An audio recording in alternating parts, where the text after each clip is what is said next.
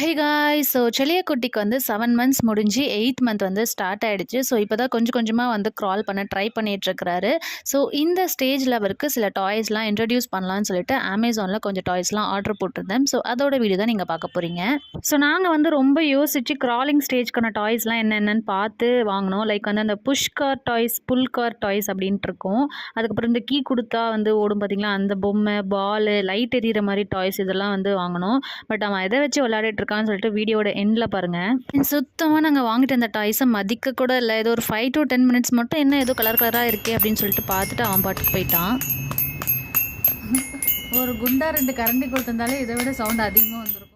என்ன நினச்சோன்னா, இந்த புஷ்கார் டாய்ஸ்லாம் இப்படி புஷ் பண்ணி விட்டோன்னா இவனும் பின்னாடியே போவான். லைட் எரியறதெல்லாம் பார்த்துட்டு இவனும் பின்னாடியே போவான். அவனோட க்ராலிங் டெவலப்மெண்ட் இன்னும் நல்லா இருக்கும்னு நினச்சோம். பட் அவன் இந்த தட்டு, டம்ளர் இந்த மாதிரி பாத்திரம் கூட தான் வந்து பயங்கரமாக விளையாடிக்கிட்டு இருக்கான்.